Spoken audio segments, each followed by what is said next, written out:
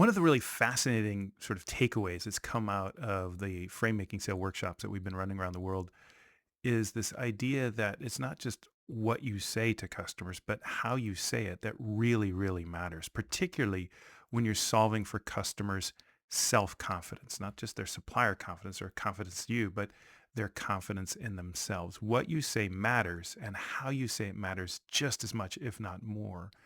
And one of the ways that we unpack that in the workshops is through the phrase that frames, which I've talked about in other videos. But there's a really interesting aspect of it too, which is this whole idea of curiosity. To if you're going to essentially play the role of a customer decision coach, help guide them, Sherpa them through the spaghetti bowl of their B2B buying journey, one of the things you're going to want to do is demonstrate real engagement, real curiosity, real care that you're there to truly and legitimately help them ease the burden of making a decision and not just increase the likelihood of selling your solution.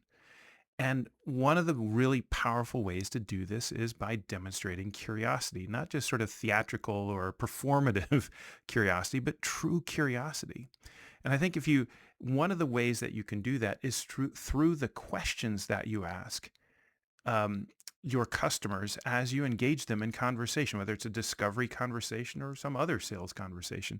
And this is in fact a lesson that I've learned as I've engaged in or guested on podcasts, talking about the Frame Making Sale book. It's very interesting to me. Essentially, in those contexts, there are certain hosts that will ask a series of questions, which I appreciate the fact that they've done their homework and they've prepared in advance and they've got sort of a script or a list of questions they kind of want to work through. But I can tell that that's kind of what they're doing. They're just working through a list of questions, and at some point it becomes really sort of a point of I begin to wonder, like, do they even really care about the answer, or do they just care about going through the motions of the conversation that they've very carefully scripted and prepared in their head? Sometimes, however, I'm on a podcast with someone who asks a question. You could tell they're leaning forward, they're engaged, they're listening. And the reason why they're asking is not just because they prepared, but because they actually legitimately want to know the answer. And I think the exact same thing applies in sales. I would suggest to you as you engage with your customers, and one of the things you want to lean into is asking questions, engaging in conversations where you are genuinely curious about what the answer is. So ask questions that come from a place of pure or true curiosity and not just from a place of careful preparation. And one of the ways that you can demonstrate that that is in fact true is with body language and leaning in and listening. But one of the most practical ways to demonstrate that you're truly engaged and interested in what they're saying is not just the questions you ask, but the questions you ask or the responses you provide as a result of their answers that they provide to your questions. In fact, that is arguably the single most important and valuable moment of demonstrating to your customers that you care, that you're engaged, that you're listening, is not the questions you ask, but the questions that you ask, the responses you make as a result of the answers they provide.